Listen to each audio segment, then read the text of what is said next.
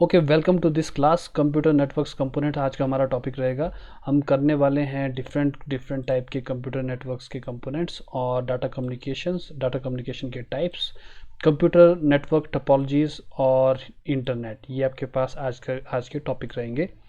तो शुरुआत हम करेंगे कंपोनेंट्स ऑफ कंप्यूटर नेटवर्क के।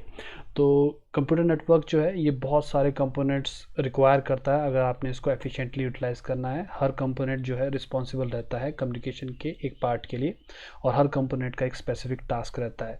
तो अगर आप कंप्यूटर नेटवर्क को देखोगे तो कंप्यूटर नेटवर्क में आपके पास कंप्यूटर सर्वर्स रहते हैं, कंप्यूटर्स क्लाइंट रहते हैं, स्विच रहते हैं, राउटर्स रहते हैं, हब्स रहते हैं। इन सभी कंपोनेंट्स का बड़ा इंपॉर्टेंट रोल होता है। लास्ट टाइम मैंने आपको बताया था कि जो कंप्यूटर सर्वर्स हैं ये कंटेंट्स को होस्ट करते हैं, और कंप्यूटर के जो क्लाइंट्स रहते हैं ये इन सर्वर के साथ कनेक्ट होके उनको उसके कंटेंट को कंज्यूम करते हैं।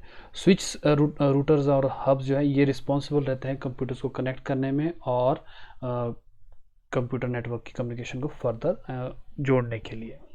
तो इनमें जो सबसे इंपॉर्टेंट कंपोनेंट्स है वो मैं आपको बताऊंगा। फर्स्ट कंपोनेंट आपके पास है ईथरनेट। ईथरनेट आपके पास वायर्ड कम्युनिकेशन स्टैंडर्ड है जब आप कंप्यूटर्स को जोड़ना चाहते हैं एक वायर्ड नेटवर्क से, स्पेशली लैन में। तो लैन में आपके पास लैन पोर्ट रहता है। लैन पोर्ट को आप यूटिलाइज करते हो, इस तरह की केबल यूटिलाइज करते हो, और इस केबल को हम कहते हैं RJ45 यानी कि ईथरनेट केबल या फिर लैन केबल। तो ये जो पोर्ट है जो आप देख रहे हो यहाँ पे, ये इस पोर्ट को हम कहते हैं RJ45। ये एक क्वेश्चन है, अगर आप JOA की तैयारी कर रहे हैं तो जनरली पूछा जाता है कि ईथरनेट या फिर लैन जो है कौन सा पोर्ट यूटिलाइज करता है, फिजिकल पोर्ट। तो दिस इज़ RJ45। तो ये RJ45 के कनेक्टर्स जो मैंने आपको दिखाए हुए हैं ये आपके पास RJ45 के कनेक्टर्स हैं। तो टेक्निकली आप देखते हैं कि ईथरनेट जो है इसमें आपके पास बहुत सारे फॉर्म्स आती है। 100/T आता है आपके पास, गीगाबिट आता है, 10/100 आता है। तो ये सब जो है आपके पास ईथरनेट के टाइप है। तो आई थिंक लास्ट टाइम भी ये क्वेश्चन पूछा गया था कि गीगाबिट जो है किस टाइप का कम्युनिकेशन मीडियम है, दैट इज़ ईथरनेट। सेकंड आपके पास है वाईफाई। वाईफाई भी एग्जैक्टली इथरनेट की तरह ही है, फ़र्क सिर्फ इतना है कि आपको वायरलेस कम्युनिकेशन प्रोवाइड करता है। तो वायरलेस कम्युनिकेशन आपके पास लैपटॉप्स में रहती है। लैपटॉप्स में अगर आपके पास अगर डेस्कटॉप है और उसमें वाईफाई नहीं है तो आप इस तरह के पेरिफेरल कार्ड जो है अटैच कर सकते हो अपने सिस्टम में। ये आपके पास एक PCI कार्ड है। अगर आप PCI से नहीं जोड़ना चाहते तो आप USB आपके पास कार्ड्स रहते हैं वाईफाई के, जिनको आप अटैच कर सकते हो अपने डेस्कटॉप से, और वायरलेस कम्युनिकेशन को आप इंजॉय कर सकते हो। थर्ड आपके पास आता है मॉडेम। मॉडेम जो है ये आपके पास शॉर्ट है मॉडुलेटर एंड डी मॉडुलेटर्स। तो ये इसका काम रहता है एनालॉग सिग्नल्स को कन्वर्ट करना डिजिटल में और वाइस वर्सा। तो मॉडेम जो एक बहुत ही इंपॉर्टेंट कंपोनेंट है, और मैं आपको थोड़ा सा इसके हिस्ट्री भी बता देता हूँ कि मॉडेम किस तरह से एग्जिस्टेंस में आया था, क्यों हमें ज़रूरत पड़ती है कि एनालॉग सिग्नल्स को डिजिटल सिग्नल में कन्वर्ट करना है। रीज़न ये है कि जितनी भी कम्युनिकेशन आजकल आप देख रहे हो ये सब की सब टेलीकम्युनिकेशन नेटवर्क पे होती है। ये भी मैं आपको बता देता हूँ कि इंटरनेट के आने से पहले हमारे पास टेलीकम्युनिकेशन का जो नेटवर्क था वो ऑलरेडी एग्जिस्ट करता था, और मोस्ट जो आपके पास कंपनीज हैं जिन्होंने शुरुआत में इंटरनेट प्रोवाइड किया वो आपके पास टेलीकम्युनिकेशन नेटवर्क वाली कंपनियां ही थी। तो उनके लिए बहुत आसान था क्योंकि उनके पास एक ऑलरेडी टेलीकम्युनिकेशन का नेटवर्क जो था एग्जिस्ट करता था, तो उन्होंने उसी के ऊपर जो है इंटरनेट सर्विस प्रोवाइड की। तो वो जो कम्युनिकेशन रहती थी वो वायर्स के ऊपर होती थी, और टेलीकम्युनिकेशन जो है एनालॉग सिग्नल पे चलता था। तो उन्हें एक डिवाइस की ज़रूरत पड़ी जहाँ पे वो कन्वर्ट कर सके डिजिटल सिग्नल को एनालॉग सिग्नल्स पे, और वो उस टेलीकम्युनिकेशन नेटवर्क पे उसको ट्रांसमिट कर सके, इसीलिए मॉडेम की रिक्वायरमेंट थी।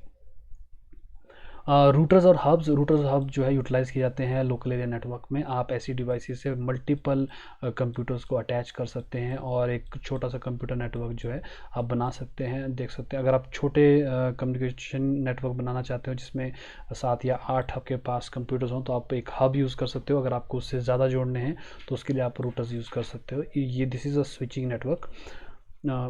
तो ये आपके पास था जो असेंशियल डिवाइसेस हैं कंप्यूटर नेटवर्क की जो आपकी रिक्वायरमेंट रहती है। सेकंड आपके पास रहता है टाइप्स ऑफ ट्रांसमिशन मीडिया।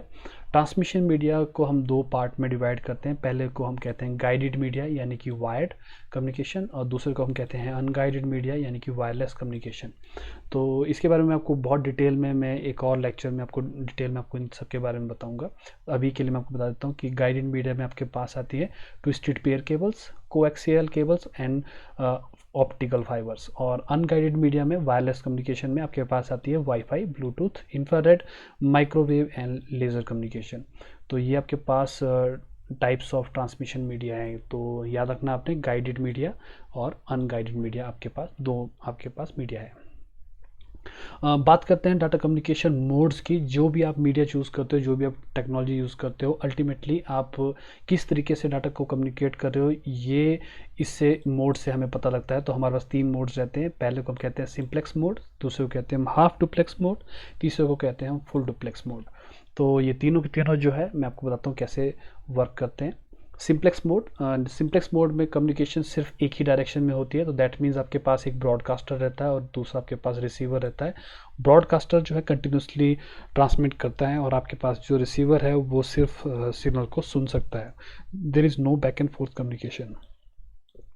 तो जैसे आपके पास पुराने टाइम में टेलीविज़न के जो कम्युनिकेशन रहती थी, तो वहाँ पे सिर्फ वन वे कम्युनिकेशन रहती थी। आपके सैटेलाइट जो थे और डिश नेटवर्क जो थे, वो आपके वो आपके टेलीविज़न की कम्युनिकेशन को एक ही डायरेक्शन में फॉरवर्ड करते थे और सिर्फ आप उनको रिसीव कर सकते थे। तो इस मेथड को हम कहते हैं सिंप्लेक्स मेथड। सेकेंड आपके पास है हाफ डुप्लेक्स मेथड। तो हाफ डुप्लेक्स मेथड में आपके पास क्या होता है कि दोनों पार्टीज़ जो हैं आपस में कम्युनिकेट कर सकती हैं, बट एट ए टाइम सिर्फ एक ही पार्टी जो है कम्युनिकेट कर सकती है। तो जैसे ये आपका वॉकी टॉकी सेटअप रहता है, तो वॉकी टॉकी में भी बिल्कुल वैसे ही होता है कि जब एक वॉकी टॉकी बोल रहा है तो दूसरा सुन रहा होता था, और जब दूसरा बोल रहा होगा तो पहला सुन रहा होगा। दोनों एक साथ जो है कम्युनिकेशन नहीं कर सकते। तो ऐसे मोड को हम कहते हैं हाफ डुप्लेक्स मोड। थर्ड आपके पास रहता है फुल डुप्लेक्स मोड। और फुल डुप्लेक्स मोड में दोनों पार्टीज़ जो आपके पास है ये साइमल्टेनियसली एक दूसरे से डाटा एक्सचेंज कर सकती है एक साथ। तो ये आपके पास 3 मोड रहते हैं कम्युनिकेशन के, चाहे आप कोई भी टेक्नोलॉजी यूज़ कर रहे हो। कुछ टेक्नोलॉजीज़ जो हैं वो आपके पास फुल डुप्लेक्स मोड में चलती हैं और कुछ जो है हाफ डुप्लेक्स मोड में। Measuring speed of the computer network, very important. अगर आप किसी कंप्यूटर नेटवर्क की स्पीड मेजर करना चाहते हैं तो वो कैसे करते हैं, हम जनरली उसको मेजर करते हैं उसकी बैंडविड्थ में। और बैंडविड्थ सिग्निफाई करती है कि आप कितना डाटा जो है ट्रांसमिट या रिसीव कर सकते हैं पर सेकेंड। यानी कि अगर आपका कंप्यूटर नेटवर्क जो है 1 सेकेंड में कितना डाटा जो है ट्रांसमिट कर रहा है या रिसीव कर रहा है, तो हम उसे कहते हैं नेटवर्क की बैंडविड्थ। और एक चीज़ आपने हमेशा ध्यान में रखनी है कि कंप्यूटर नेटवर्क्स में जितनी भी स्पीड्स रहती हैं वो हमेशा बिट्स में स्पेसिफाई होती है। तो अगर आप kbps की बात कर रहे हो तो वो बिट्स की बात ही हो रही है। तो kbps और या mbps जो भी आप बात करने वाले हो, ये आपके पास हमेशा बिट्स में रहती है। तो किलो बिट्स पर सेकेंड या फिर मेगा बिट्स पर सेकेंड, ये आपको हमेशा ध्यान में रखनी है।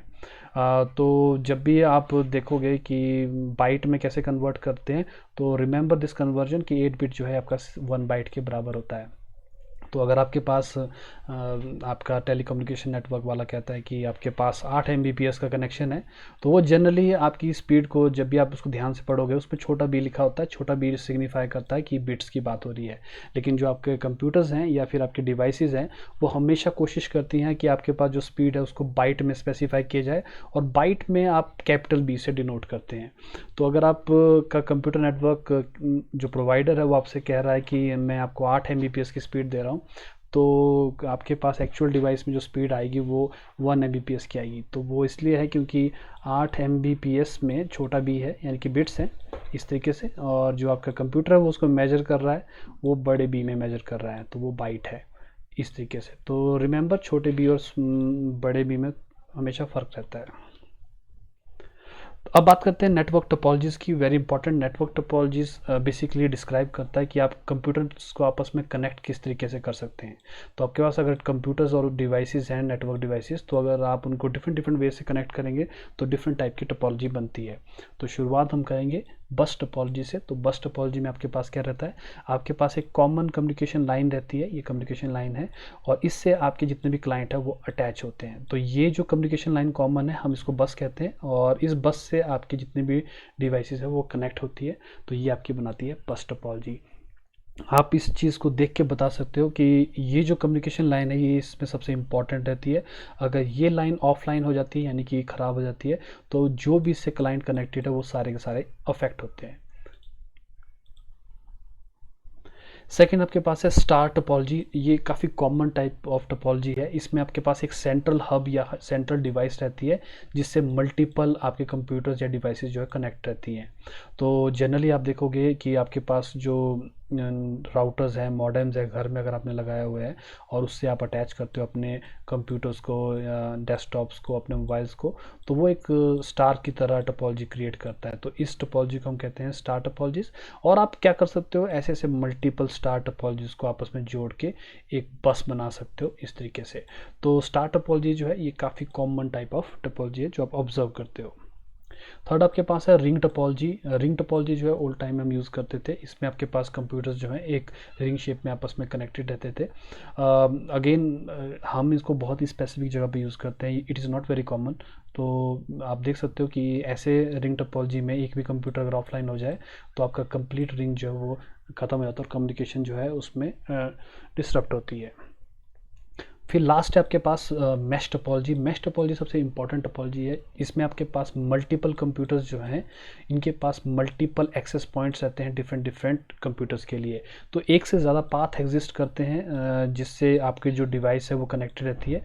और ऐसे पाथ जो है आपके पास इस एक मैश को क्रिएट करते हैं। जो आपके पास सबसे बड़ा मैश टोपोलॉजी है ये आपके पास इंटरनेट ही है। और मैश टोपोलॉजी की सबसे बड़ी खासियत रहती है कि इसकी फॉल्ट टॉलरेंस जो है बहुत हाई रहती है। तो अगर आपके 2-4 कंप्यूटर ऑफलाइन भी हो जाएं आपके पास तो ये जो नेटवर्क है वो फिर भी एग्जिस्ट करता है और कम्युनिकेशन जो है वो कंटिन्यू रहती है। तो ऐसे हाई फॉल्ट टॉलरेंस कंप्यूटर्स की मदद से ही हमने एक्चुअली में इंटरनेट को बेसिकली डिज़ाइन किया था। Tree topology not very common. तो ट्री टोपोलॉजी में आपके पास एक कंप्यूटर रहता है और उसके अंडर कुछ चाइल्ड कंप्यूटर जो है अटैच रहते हैं। फर्दर ये चाइल्ड कंप्यूटर जो है उनके चाइल्ड कंप्यूटर्स को अटैच करवा सकते हैं। ऐसी टोपोलॉजी वैसे जनरली अब कॉमन नहीं है, हम यूज़ नहीं करते, बट स्टिल ये बताने के लिए कि ऐसे टोपोलॉजी भी एग्जिस्ट कर सकती है, तो ऐसे को हम ट्री टोपोलॉजी कहते हैं। इसके बाद है types of computer network. I hope कि ऐसे कंप्यूटर टाइप के आप बचपन से पढ़ते आ रहे हो, लैन, वैन और मैन। ये आपके पास basically 3 common type of computer networks हैं। तो लैन आपके पास, जिसको हम लोकल एरिया नेटवर्क भी कहते हैं। तो लोकल एरिया नेटवर्क जो है यूजुअली एक बिल्डिंग तक का फाइंड होता है, उसमें आप कंप्यूटर्स को अटैच करते हो with the help of routers and hubs, और आप वहाँ पे लोकल जो रिसोर्सेज हैं उनको आपस में शेयर करते हैं। रिमेंबर आपने ये रखना है कि एक लैन में मैक्सिमम 255 क्लाइंट्स हो सकते हैं। तो अगर आपका 255 क्लाइंट से बड़ा हो चुका है कंप्यूटर नेटवर्क तो आपको कुछ और सोचना पड़ेगा। उसके बाद आपके पास आता है man. Man is metropolitan area network. तो मेट्रोपॉलिटन एरिया नेटवर्क कैसे क्रिएट होता है, जब आपके पास इंडिविजुअल लैन्स को आप आपस में कनेक्ट करना शुरू करते हो। तो जैसे मान लो आपके पास हर एक डिवाइस, हर एक बिल्डिंग में एक लैन क्रिएटेड था, और फिर आप क्या करते हो, आप डिफरेंट डिफरेंट जो आपका स्विचिंग टेक्नोलॉजीज़ है उनको जोड़ के इन सभी लैन को आपस में जोड़ देते हो, एक बहुत बड़े जियोग्राफिकल रीजन में आप उसको कनेक्ट कर देते हो। तो हम इसको कहते हैं मेट्रोपॉलिटन एरिया नेटवर्क। तो जनरली आप देखोगे कि ये आपके शायद एक डिस्ट्रिक्ट लेवल तक हो सकता है मैन। फिर लास्ट आपके पास आता है वैन, यानी कि वाइड एरिया नेटवर्क। और वाइड नेटवर्क एरिया नेटवर्क में हम क्या करते हैं, वेरी लार्ज जियोग्राफिकल डिस्टेंसेस में कंप्यूटर्स को अटैच करते हैं using satellites and microwave communication. तो जब आपने एक कॉन्टिनेंट को दूसरे कॉन्टिनेंट से अटैच करना है यूजिंग सैटेलाइट्स, तो वो एक वाइड एरिया नेटवर्क जो है क्रिएट करता है। तो बात करूँगा मैं अब इंटरनेट की, क्योंकि आप देखोगे कि जो सबसे बड़ा वैन है आपके पास, यानी वाइड एरिया नेटवर्क है, वो आपके पास क्या है, इंटरनेट है। और इंटरनेट जो है ये सबसे बड़ा कंप्यूटर नेटवर्क है। इसमें हम बहुत हैवी इंफॉर्मेशन एक्सचेंज करते हैं, और इंटरनेट का जो सबसे बड़ा रोल था वो था इंफॉर्मेशन को एक्सचेंज करना और हाई फॉल्ट टॉलरेंस प्रोवाइड करना। तो इसके बारे में मैं थोड़ा सा बता देता हूँ इंटरनेट की हिस्ट्री कहाँ से शुरू हुई थी। तो इंटरनेट जो था ये आइडिया 1960s का था, और 1960s में यूएस डिपार्टमेंट ऑफ डिफेंस ने इस प्रोजेक्ट को सैंक्शन किया था, और उस वक्त इसका नाम था आरपानेट।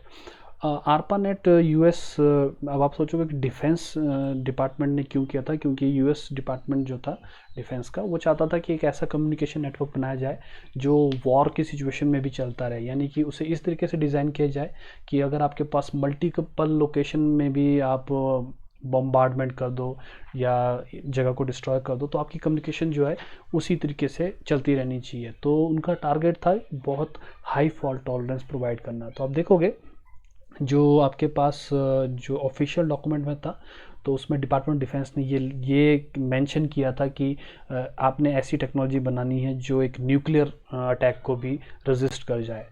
तो इस प्रोजेक्ट के लिए इनिशियली 4 मेजर यूनिवर्सिटीज़ को किया गया था, अपॉइंट किया गया था। तो उसमें थी University of California Los Angeles की, Stanford Research Institute, University of California और यूनिवर्सिटी ऑफ यूटा। ये आपके पास 4 इंस्टीट्यूट थे जिनको इस प्रोजेक्ट के बारे में बनाने के लिए किया गया था। तो इनिशियल स्टेज पे अगर आप देखते तो ये बहुत ही छोटा नेटवर्क था। यूनिवर्सिटी कैंपसेस को आपस में जोड़ने का काम किया जा रहा था, जैसे आपके पास हार्वर्ड में था, और जो जो छोटी छोटी आपके पास यूनिवर्सिटीज़ थी उनको अटैच किया जाना था, वहाँ के कंप्यूटर्स को अटैच किया जाना था। आप देख सकते हो पेंटागन यहाँ पे डिपार्टमेंट ऑफ डिफेंस के साथ। तो अर्ली स्टेज में जो लॉजिकल मैप था वो आपका आर्पानेट का कुछ इस तरीके से दिखता था। अब इसकी प्रोग्रेस इस तरीके से रही है कि by 1970s 9 major institutes had already been added to the network. तो धीरे धीरे जो आपके पास बाकी की यूनिवर्सिटीज़ थी उनको ऐड किया गया, और 1973 में एक आपके पास जो सैटेलाइट लिंक था नॉर्विन सिस्मिक एरे, उससे नॉर्वे को कनेक्ट किया गया। तो नॉर्वे जो थी ये आपकी सबसे पहली कंट्री थी जिसको कनेक्ट किया गया था यूएस के नेटवर्क पे, यूएस के बाहर वाली कंपनी। तो यूएस में तो चलो साथ उन्होंने यूनिवर्सिटी से कनेक्ट कर लिया था। तो यूएस के बाहर जो सबसे पहली कंट्री थी वो कौन सी थी, वो आपके पास नॉर्वे थी जो इंटरनेट से कनेक्ट की गई थी। आज की डेट में तो लगभग हम ऑलमोस्ट सारी कंट्रीज़ को कनेक्ट कर चुके हैं इंटरनेट से। तो अगर आप देखोगे तो इंटरनेट जो है कुछ इस तरीके से इस टाइम दिखता है, जहाँ पे करोड़ों अरबों आपके पास डिवाइसेस जो है अटैच हो चुकी हैं।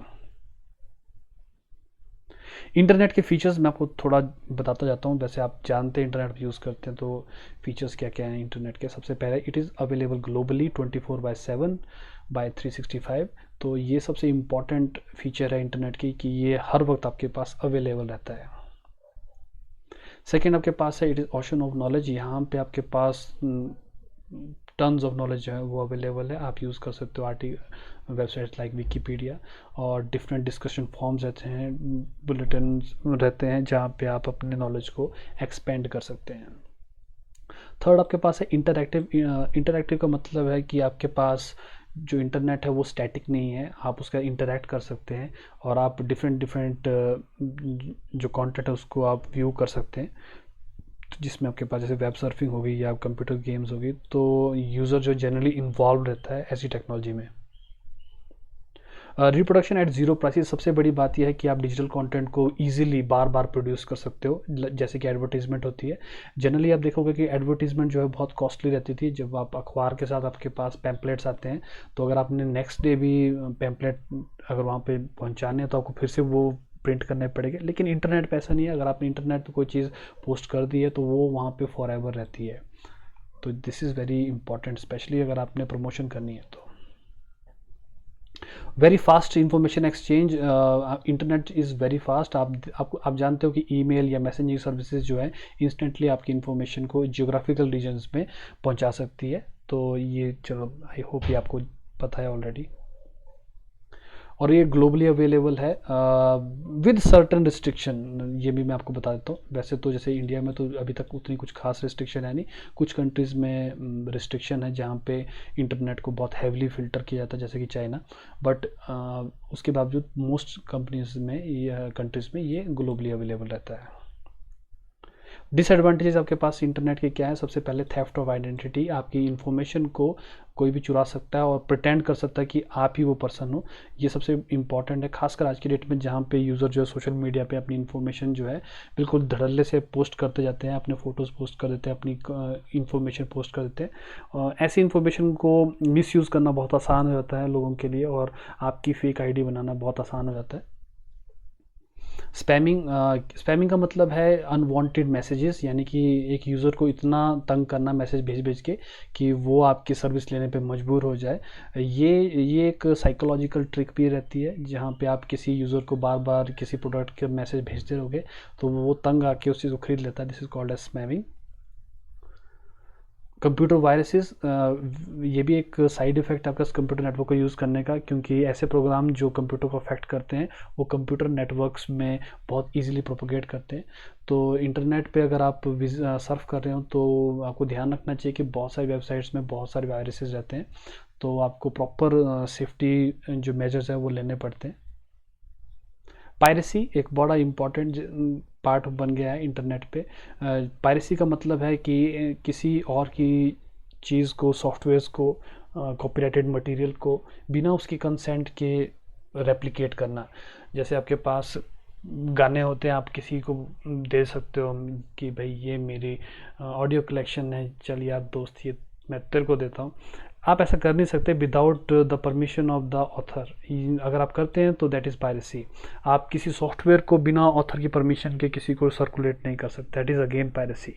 तो आपको ध्यान रखना चाहिए कि पायरेसी के लॉज हैं, और अगर आप पकड़े जाते हो तो बहुत हैवी उसमें पनिशमेंट्स भी है। तो ये मैंने आपको बता दिया basics of computer network, network के टाइप, इंटरनेट के बारे में मैंने आपको बता दिया, और उसके कुछ बेसिक फीचर्स के बारे में आपको बता दिया।